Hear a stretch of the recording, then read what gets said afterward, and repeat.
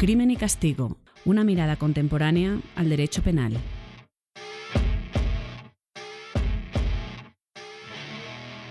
Buenos días, buenas tardes, buenas noches. Bienvenidos al segundo episodio de Crimen y Castigo. Yo soy Valentina del Sol. Yo soy Camilo Urbano. Y yo soy Yesid Reyes, todos de la Universidad Externado de Colombia. Estamos acá para debatir y reflexionar sobre la forma como se concibe y se trata el delito y algunas de sus manifestaciones más importantes en Colombia y en el mundo. En efecto, Yesid, el día de hoy tenemos un tema supremamente importante y que además es de gran actualidad, sobre todo por la Directiva 004 que profirió la Fiscalía General de la Nación recientemente, 5 de mayo, por medio de la cual se establecen directrices generales para la investigación y judicialización del feminicidio. Pero además esto nos da pie para profundizar en un tema de gran importancia también, que es precisamente el enfoque de género en la investigación penal. Hemos invitado hoy a la profesora Camila Correa, es profesora principal de la Universidad del Rosario y doctora en Derecho de la Universidad Autónoma de Madrid, para que nos cuente su perspectiva sobre los avances y los retos que en materia de aplicación de la perspectiva de género en la investigación penal,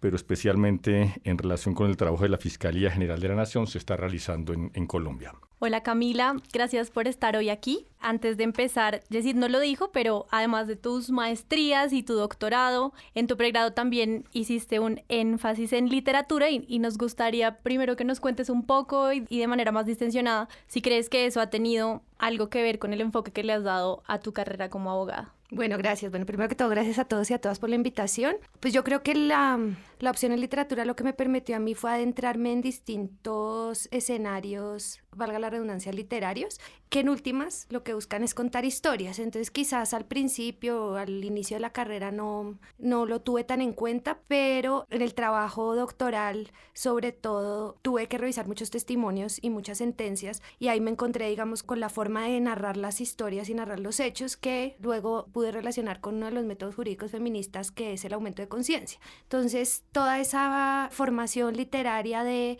contar y narrar las historias se relaciona con lo que llamaríamos el storytelling, que es la base del aumento de conciencia como una forma de aproximarse al derecho desde los estudios feministas críticos. Entonces, creo que ahí podría haber una relación entre esas dos áreas o líneas del conocimiento, pues que han influido en mí y en las que me he preparado. Pues muy interesante, Camila, muchas gracias por compartirlo con nosotros y seguro con muchos que también hoy se están formando como abogados o en otras profesiones y están buscando identificar hacia dónde direccionar su carrera. Pero para entrar en materia, me gustaría que nos contaras y a las personas que nos escuchan qué es la perspectiva de género y qué es la perspectiva feminista, si es lo mismo o no y cómo opera en el campo jurídico. Bueno, ahí hay que diferenciar, digamos, entre los estudios de género y estudios feministas, y eso también va a depender de la corriente feminista a la que uno se adscriba. Entonces, habrá algunas corrientes que entienden que género hace solamente referencia a las mujeres, y habrá otras corrientes más de lo que se llamaría el feminismo de la cuarta ola o los feminismos interseccionales, que entienden que género hace referencia a mujeres y orientaciones e identidades de género diversas, porque evidentemente tiene el factor de género. El componente de género está, digamos, en esta orientación o identidad de género diversa, y esa, digamos, sería la manifestación o la ola del feminismo con la que yo me suscribo. Yo entiendo género como un todo, no puedo decir como el género, ¿no? Pues porque es un poco redundante, pero entiendo el género como una forma de aproximarse a distintas áreas del conocimiento, entre ellas el derecho, que involucra hacer análisis respecto a mujeres, niñas y personas de orientaciones e identidades de género diversas. Los estudios feministas entonces son amplios, como les digo, podrían ser estudios feministas desde un punto de vista radical, que tienen un peso más grande sobre el factor biológico y no hacen una diferenciación tan clara o no hacen la misma diferenciación de sexo-género que pueden hacer feministas de corte más liberal, pero en últimas, si uno se adscribe a un feminismo interseccional que involucra feminismos negros, feminismos queer, etcétera, pues en últimas el género sí es el estudio de lo que es una forma, es una manifestación de los estudios feministas que hace referencia a las experiencias de las mujeres y de las personas con orientaciones e identidades de género diversas. Pues muy interesante, y eso me hace preguntarme si el análisis de la perspectiva de género con esas dimensiones que tú planteas es una opción o si hay fundamentos jurídicos y políticos que nos obligan o que generan una necesidad de aplicar la perspectiva de género en materia penal. Vale, digamos que en términos generales yo creo que sí es una obligación, la perspectiva de género se tiene que aplicar en todos los aspectos de las relaciones sociales, no solamente en el derecho, evidentemente en el derecho penal, empezando por ahí. ¿Por qué? Porque cuando aplicamos perspectiva de género estamos partiendo de la base de que hay una estructura social que discrimina a ciertas personas por ser lo que son. Entonces discrimina a las mujeres y a las niñas por ser lo que son, discrimina a las personas LGBTIQ+ precisamente por sus identidades o orientaciones sexuales, y esas discriminaciones hay que hacerlas visibles para poder tener tratos igualitarios en la sociedad. Entonces partimos de ahí. Y en materia jurídica eso se ha hecho mucho más evidente en los últimos años, y a nivel regional americano sí hay evidentemente convenciones que vinculan a los Estados miembros, digamos ya para aterrizarlo al mundo jurídico. Está la CEDAW, que es la Convención contra la Discriminación, para erradicar la discriminación contra las mujeres, la CEDAW es por sus siglas en inglés. Está Belém-do-Pará, que es la Convención para sancionar, erradicar y prevenir la violencia contra las mujeres. Todas esas convenciones obligan a los Estados partes, digamos, las dinámicas de convenciones internacionales. ¿Y qué es lo que están buscando? Digamos, llamar la atención a los Estados de que el derecho debe ser analizado desde una perspectiva de género en casos donde sus protagonistas sean este grupo de personas históricamente discriminadas. Sin duda, efectivamente, y claro, estos tratados internacionales han sido ratificados por Colombia y a su vez tienen un rol particularmente importante por virtud de la figura del bloque de constitucionalidad y de la jurisprudencia de la Corte Constitucional. Pero ¿cuáles son ya más concretamente entonces las implicaciones que tiene la aplicación de esta perspectiva a la luz de los instrumentos internacionales y también de las normas constitucionales en la investigación penal? Yo creo que en la perspectiva de género, y así digamos lo dejó bastante claro una reciente sentencia de la Corte Suprema de Justicia el año pasado, tiene que permear todas las instancias del proceso penal, y obviamente eso incluye la investigación. Entonces, un ejemplo de aplicación de perspectiva de géneros en la investigación penal puede ser en casos bien sea de mujeres víctimas, que es como en lo que nos hemos centrado en los últimos años, o en casos de mujeres victimarias, que es algo que hasta ahora se está empezando a poner sobre la mesa, a lo que hace referencia esta sentencia que les decía. Y digamos, en esos casos, pues dependiendo del tipo de delito, dependiendo del contexto, aplicar la perspectiva de género, por ejemplo, implica hacer un análisis contextual de la situación de esta víctima o de esta mujer agresora para poder llegar a distintas conclusiones. En sede, digamos, de juzgamiento, también la perspectiva de género es necesaria, que los jueces y las juezas tengan claro ese contexto. Por ejemplo, yo considero personalmente que uno de los pilares de hacer análisis desde la perspectiva de género es el análisis en contexto. Es muy importante tener en cuenta los contextos, y eso lo deja muy claro la directiva que vamos a comentar más adelante. Entonces, en sede de investigación, en sede de juzgamiento, pues por ejemplo hay que tener en cuenta si esa mujer, bien sea víctima o victimaria, estaba inmersa en un proceso de violencia en su contra, por ejemplo. Y eso puede llegar de cierta manera a cambiar una decisión aparentemente tradicional. Entonces vuelvo a esta sentencia de la Corte Suprema. Es un caso de una mujer que mata a sus 2 hijos. Y en casación lo que dice la Corte es: ¿por qué aquí nadie se preguntó por una inimputabilidad? Porque nadie se dio cuenta que esta mujer venía con unos problemas, era víctima de violencia desde que era adolescente por parte de su padre, había estado en entornos violentos, opresores, cero acceso a educación, cero acceso a recursos, porque nadie tuvo en cuenta esto. Y la conclusión de la Corte es: además esta mujer tenía un problema mental que nunca nadie le trató, nadie tuvo en cuenta eso, la fiscalía aportó el peritazgo de un psicólogo, la defensa utilizó un psiquiatra, o al revés, hubo un problema ahí como que el juez de primera instancia le dio más prelación al psiquiatra, que era el que había aportado la fiscalía, porque era psiquiatra. O sea, el argumento era: este señor es psiquiatra, entonces sabe más que el psicólogo, pero realmente no tuvieron en cuenta este contexto y cómo ese ciclo de violencia al que era víctima desde que era niña terminó generando todo este trastorno. Y en casación lo que dice la Corte es: desde una perspectiva de género, teniendo todo en cuenta este contexto de violencia, este trastorno que se le generó a la mujer, aquí lo correcto es declarar una situación de inimputabilidad. Uno podría debatir, digamos, esa medida de aseguramiento o no, eso es arena a otro costal, pero eso sería un juzgamiento con perspectiva de género. Y una investigación, digamos, podemos pensar en casos, digamos, de mujeres agresoras, mujeres que matan a sus agresores, hacer análisis en contexto desde el momento en que se está haciendo la investigación para saber si esa mujer que termina matando a una pareja era o no víctima de violencia en su contra, si se puede pensar en una situación cercana o de legítima defensa, etcétera. Pero sin ese contexto, pues estamos en sede de que una persona mató a otra y se puede llegar a una imputación y luego una acusación que pueden ser innecesarias, y un proceso que se podría haber archivado o precluido por una causa de ausencia de responsabilidad si se hubiera hecho un análisis en contexto con perspectiva de género. Pues Camila, creo que han quedado sembrados los elementos principales para generar un debate en el segundo bloque de este programa, pero para cerrar me gustaría que por favor en 30 segundos nos contaras ¿Cuál crees que debería ser el mensaje para esas personas que no consideran que la perspectiva de género en la investigación penal sea útil, sino que ésta solamente busca darles la razón injustificadamente a las mujeres en perjuicio de los hombres? Lo primero es que lean, porque creo que esa aproximación a la perspectiva de género se basa en la falta de conocimiento. Entonces entienden la perspectiva de género por lo que se dice en redes sociales, en Twitter, por comentarios llenos de prejuicios que vienen desde atrás y asumen una cosa que no es la perspectiva de género. La perspectiva de género no es nada diferente a la concreción de los operadores judiciales y los operadores de justicia de hacer análisis en el contexto. Tanto jueces como fiscales tienen que tener en cuenta todo el contexto, todas las características del caso, hacer análisis caso a caso, y la perspectiva de género es una concreción de ese deber, no quiero decir judicial, porque entonces estaría sacando, digamos, fiscalía, pero de ese deber de operadores de justicia en Colombia. Y así, digamos, lo dejó claro la Corte. Vuelvo a esta sentencia porque es de las poquitas que trata el tema y es muy importante, porque además lo que hace es explicar eso. Queda muy claro en esa sentencia, entonces el mensaje sería que lean la sentencia. Queda muy claro en esa sentencia que la perspectiva de género no es este monstruo que va contra la presunción de inocencia, sino una concreción de un deber judicial en caso de los jueces o de un deber de quienes operan justicia. Muchas gracias, Camila, por la ilustración y la inspiración sobre todo. En la descripción del video podrán encontrar algunas de las últimas publicaciones de Camila y en particular su tesis sobre legítima defensa en situaciones de sin confrontación y también la sentencia, para que lean.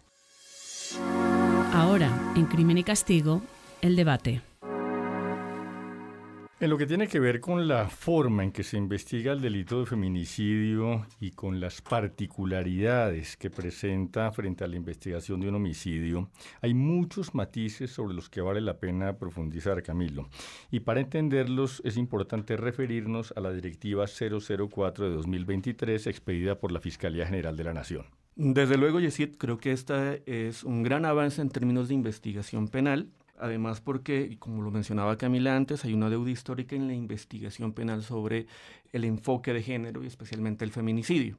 Les propongo una dinámica muy sencilla a todos y es, en un minuto, su opinión sobre esta directiva y, si les parece, ver un par de puntos que me parecen desde el punto de vista penal muy importantes. Camila. Es bastante mejor que la anterior, es bastante mejor que la directiva de 2016 y se centra en temas que no se centró la anterior, pero también tiene algunas falencias, no falencias, sino creo que deja algunas dudas y que pueden generar réplicas de acciones que pretende evitar la misma directiva. Yesid.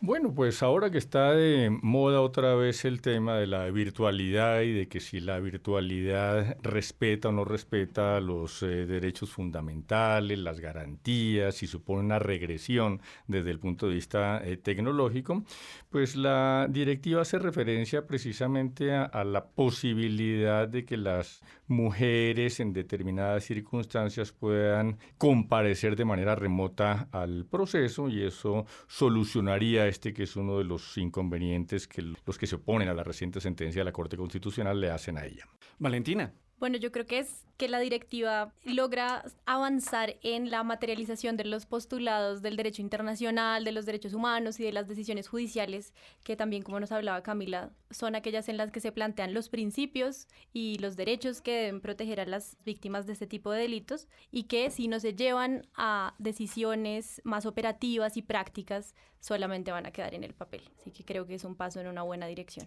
Ok, magnífico. Dentro de la directiva, claro, hay un cambio muy importante en la perspectiva de la Fiscalía para investigar. Estoy de acuerdo con Camila, hay un avance importante, pero hay algún par de situaciones que pueden darse para confusión o que pueden presentar algún problema jurídico. Quiero plantear algunos y ustedes me dirán qué piensan. El primero es la hipótesis de investigación. La directiva específicamente nos dice que en aras de garantizar los derechos de las mujeres, cuando los fiscales delegados tengan conocimiento de que se ha cocinado un homicidio o un intento de homicidio, o sea, la muerte de una mujer de manera violenta y dolosa, que incluye desde luego a las mujeres trans, se debe investigar siempre como feminicidio como primera hipótesis. Entonces, la pregunta que yo les hago es si esto realmente puede ser útil a la investigación o, por el contrario, puede generar un desgaste cuando en casos muy específicos puede ser evidente que no se trata de un feminicidio. Camila, ¿tú qué piensas? Digamos, esto no es novedad, era la misma hipótesis que planteaba la 014 del 2016. Esa directiva realmente no la conocía mucha gente y creo que tampoco la conocían los fiscales y no, por eso nunca se puso mucho en práctica. Y realmente una cosa que puede ser menor, pero es muy diciente, es que no se encontraba en internet, era imposible de encontrar. Entonces creo que eso también dice algo frente a la directiva. Creo que esa hipótesis de investigación así aterriza el tema del enfoque de género. Es claramente un ejemplo de análisis en contexto. Cuando uno pregunta, digamos, en las pocas fiscalías que se implementó la directiva anterior, siempre dijeron que había sido mucho más fácil partir de la base de que era un feminicidio y hacer todo para establecer que no era y llegar a la conclusión de que era un homicidio, o a raíz, digamos, a la luz de esa línea investigativa que daba la directiva anterior y que da esta, era mucho más sencillo, era como una guía para poder llegar a la conclusión de que era un feminicidio sin dejar nada de lado. Entonces lo que yo creo es que partir de la base de que es un feminicidio e ir descartando tiene mucho más sentido, porque si uno parte de la base de que es un homicidio, no está atento a esas señales de posible feminicidio, por llamarlas de algún modo, que sí lo hace al revés. Según entiendo, el punto sería, lo puedo investigar como feminicidio desde un inicio y eso me permite evitar errores en la investigación. Correcto, y ir descartando para poder llegar a la conclusión de que en efecto fue un feminicidio o un homicidio. Si uno empieza pensando que es un homicidio, lo que dicen, digamos, los informes internacionales y lo que dice en última la experiencia es la va a embarrar, porque se le van a pasar cosas y seguramente si era un feminicidio no lo va a ver. Es, digamos, si esto no es nuevo ni de la directiva anterior ni de esta, esto no es un invento de la Fiscalía General de la Nación de Colombia, estos son recomendaciones a nivel internacional, más que todo latinoamericano, que vienen de fallos de la Corte Interamericana como Campo Algodonero, por ejemplo. Entonces, esto es una forma que se ha desarrollado para investigar feminicidios en América Latina. Gracias, Camila. Yesid. Yo creo que suena un poco exagerado realmente por lo que decía Camilo hace un momento. Claro, casos en los que parece evidente que no tiene nada que ver con un feminicidio, porque el fiscal tiene que dedicarle tiempo a formular una primera hipótesis de investigación que se enfoque hacia el feminicidio o hacia la tentativa de feminicidio. Lo que pasa es que también, como decía Camila hace un momento, este es un tema relativamente nuevo, que no todo el mundo comprende, no siempre es fácil hacer la diferencia entre el homicidio y el feminicidio. Entonces, esto que con el paso del tiempo puede terminar desapareciendo de la directiva, sí me parece útil en estas primeras fases de, digamos, de consolidación del delito de feminicidio como tema de investigación, para forzar a los investigadores a que, como decía Camila hace un momento, nunca descarten esa posibilidad. Entonces, sí, creo que por ahora suena un poco exagerada, pero creo que tiene una utilidad práctica importante. Camila. Es que hay también otro problema y es el concepto de feminicidio. Si uno revisa cifras, Medicina Legal tiene unas cifras de feminicidio distintas a las que aparecen en página de Fiscalía y a las que dan las organizaciones, por ejemplo, los observatorios de feminicidio. Y el tema es que, digamos, las dos instituciones y los observatorios manejan conceptos de feminicidio distintos. Entonces, uno podría decir, no, claro, si el fiscal ve que no es un feminicidio, pues qué necesidad de hacer una hipótesis inicial para después descartarla. En un escenario utópico y perfecto donde un fiscal supiera de verdad que es un feminicidio, ese problema no se presentaría, porque si es evidentemente un caso que no es un feminicidio, el fiscal va a decir es que aquí no hay feminicidio. El tema está en el concepto. Entonces, por ejemplo, hace unos días en medios, luego del feminicidio en Unicentro, salió un medio de comunicación diciendo que el caso en el que una chica mata a otra y la abre, le hace una cesárea improvisada y le saca a la criatura porque quería ser mamá, era un feminicidio. Así imputó la Fiscalía feminicidio. Yo creo que ahí no hay un feminicidio. Entonces creo que el primer paso, antes de que la directiva nos diga usted tiene que pensar que todo es un feminicidio hasta que demuestre que no es que también nos pongamos de acuerdo en el concepto de feminicidio que nos han venido dando las organizaciones, los instrumentos internacionales, las grandes teóricas latinoamericanas, etcétera. Esto se puso bueno, yo aquí... Camilo, yo te pregunto a ti para que tú te sientas en libertad de hablar un poco sobre la conceptualización de ese delito y continuar. Hay dos puntos que quiero rescatar de lo que acaba de decir Camila, que son supremamente importantes. El primero tiene que ver con el tema de estadística, porque una de las consecuencias de esto es, si yo trato puesto todo como feminicidio, se va a disparar el feminicidio en Colombia, lo que no necesariamente es malo desde luego, pero sí implica que las políticas públicas que deben basarse en datos tendrían que tomar eso en cuenta. Entonces, no sé si eso es del todo acertado frente a lo que va a pasar, porque la misma directiva nos dice que posteriormente, si se cambia la hipótesis, se descarta la hipótesis, el fiscal en el SPOA tiene que variar la calificación jurídica, y eso lo que va a pasar al principio, entiendo yo, es que va a haber, digamos, una sobreproducción de noticias criminales de feminicidio, después van a bajar, pero eso sí va a alterar un poco la percepción del público y además la política pública sobre el feminicidio. No sé si para bien o para mal, pero lo va a pasar. Y segundo, el segundo caso, claro, se nos sale un poquito de la directiva, pero el segundo caso que colocaste, que también vi la noticia en medios de comunicación, la pregunta que yo te haría es, ¿por qué tú no crees que es un feminicidio a propósito de conceptualizar el feminicidio? Primero quiero aclarar que yo sí creo que las mujeres pueden ser sujetos activos del feminicidio. Magnífico. Primer punto, porque es una discusión importante que se ha presentado. Y si tú te fijas, la ley modelo del mecanismo de seguimiento de la Convención Belém do Pará, que es una ley,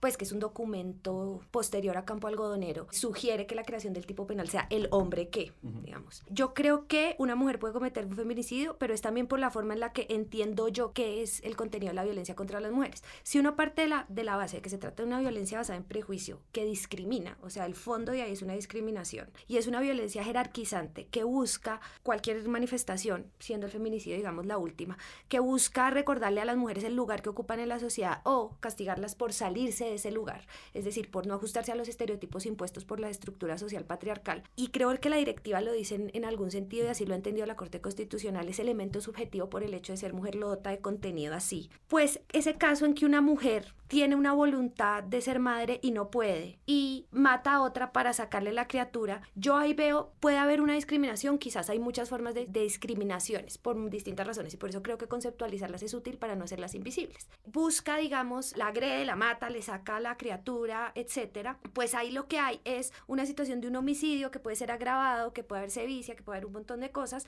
pero yo no veo ese móvil discriminatorio por el hecho de ser mujer. Ahí ella no la está castigando por no ser la mujer que debería ser. No es el clásico escenario de feminicidio posterior a una agresión sexual donde había una objetivización del cuerpo femenino como fuente de placer. No es un feminicidio que los que uno más piensa es después de un ciclo de violencia doméstica, la mató porque se fue con otro, si no es mía no es de nadie, un poco ese tipo de feminicidios. Yo creo, a mí me cuesta ver, digamos, esa discriminación estructural por no ser la mujer que debería ser, que es un poco como yo suelo explicar ese elemento subjetivo. Porque si a mí me dicen, no, es que una señora muy tradicional mató a su hija cuando se enteró que perdió la virginidad antes de casarse, yo ahí vería un feminicidio.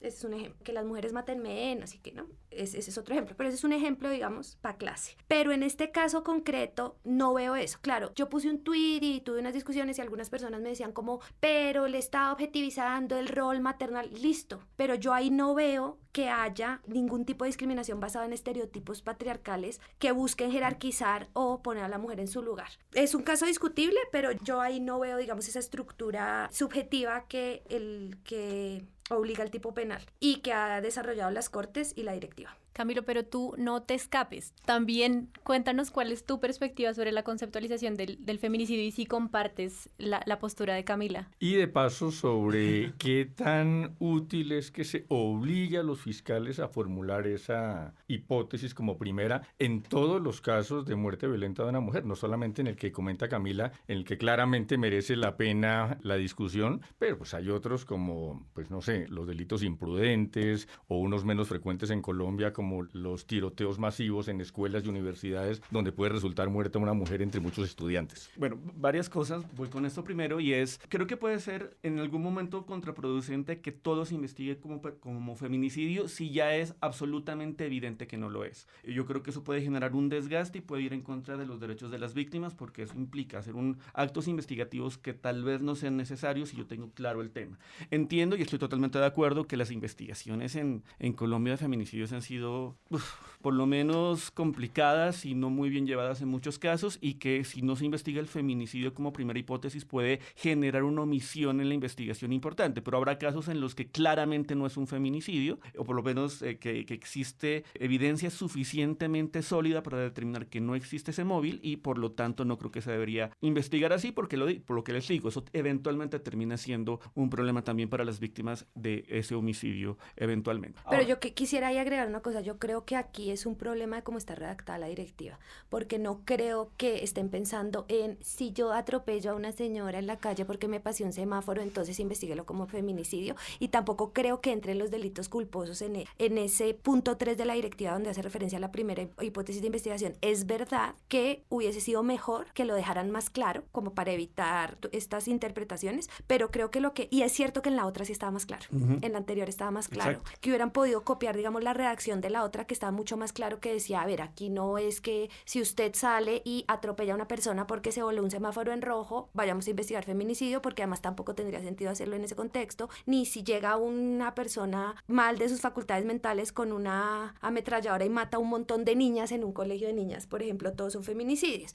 Creo que ese no es el espíritu de la directiva, pero es verdad que si hubiera agradecido que fuera eso más claro, pero yo entendería que no hace referencia a esos casos. No, estamos totalmente de acuerdo. Yo entiendo que son muertes violentas dolosas. Sin embargo, por ejemplo, también deja hipótesis por fuera. Entonces, ¿qué pasa si es un homicidio preterintencional basado en género? ¿Listo? Digamos, quedan algunas dudas de la redacción. Yo creo que la redacción sí se podía mejorar bastante. Y frente al concepto de feminicidio, en eso estamos de acuerdo. De hecho, el caso fue objeto de discusión en clase de penal especial, en mi clase de penal especial, y llegamos, de hecho, a la misma conclusión, que no era realmente un feminicidio, porque no estaba claro, por lo menos en lo que se sabía por noticias. Obviamente la investigación puede decir una cosa totalmente diferente, pero de lo que se sabía en noticias, pues que no existía un móvil realmente discriminatorio. Bueno, hay muchas otras cosas que uno puede discutir acá, sobre todo dentro de la directiva hay unos puntos importantes, hay unas cuestiones que tendrían que ver inclusive con teoría del error, que por ahí se detecté, pero simplemente quiero cerrar con lo siguiente. Les propongo, ¿qué se puede mejorar de la directiva? Primero la redacción, sobre todo aclarar, digamos, que esas hipótesis estarían por fuera, y hay una cosa que a mí me preocupa y me ha preocupado siempre desde el año 2015, cuando salió la ley Rosa Elvira Celi, que creó el tipo penal, y es ese agravante por violencia sexual que tiene el 104B y las situaciones en las que, caso Juliana Zamboni, sean agresiones sexuales previas a la muerte. Yo creo que lo que hace la jueza en primera instancia en ese caso es correcto, y dejar de lado el agravante y hacer un concurso, y además eso visibiliza la violencia sexual como una violencia autónoma. La directiva, al final, tengo la sensación como que se lava las manos, es como, sí, es muy importante pensar en esto, pero hagan ustedes lo que quieran. Es un poco lo que dice, y me hubiera gustado, digamos, personalmente, que obviamente que me diera la razón, pero además que fuera mucho más concreta y firme al decir, porque aquí dice como el fiscal puede escoger qué imputar, y yo creo que eso además genera un poquito de inseguridad jurídica, porque entonces a mí me van a imputar una cosa, o sea, ambos cometemos hechos similares, a mí me imputan un delito agravado, a usted le imputan un concurso de delitos, y yo creo que eso también genera inseguridad jurídica y viola un poco el principio de igualdad. Entonces me hubiera gustado que fuera mucho más clara frente a eso, bien sea diciendo siempre aplique el agravante o concurse, o por lo menos dejando los elementos para que el fiscal decida. Es que realmente la directiva no le da ni siquiera los elementos. O sea, deja una frase suelta, es como usted mire a ver qué hace. Sí, exacto. Listo. Doctor Yacine. Yo cambiaría la obligación que la directiva impone ahora de formular como primera hipótesis la existencia del feminicidio por el deber de explicar, así sea brevemente, por qué no se trata de un caso de feminicidio, que son dos cosas completamente distintas por lo que mencionaba Camilo hace un rato. Lo otro obliga a comenzar una investigación en ese sentido, que yo no veo ni siquiera tan claramente descartable en los delitos imprudentes, porque recuerden que la investigación siempre comienza por el tipo objetivo y no por el tipo subjetivo. Listo, mil gracias por participar, Camila. Tu participación ha sido increíblemente ilustrativa en este tema. Valentina, Yesid, como siempre un placer compartir con ustedes. Igualmente, nos vemos en la próxima. Nos vemos en una próxima edición de Crimen y Castigo, una mirada contemporánea al derecho penal.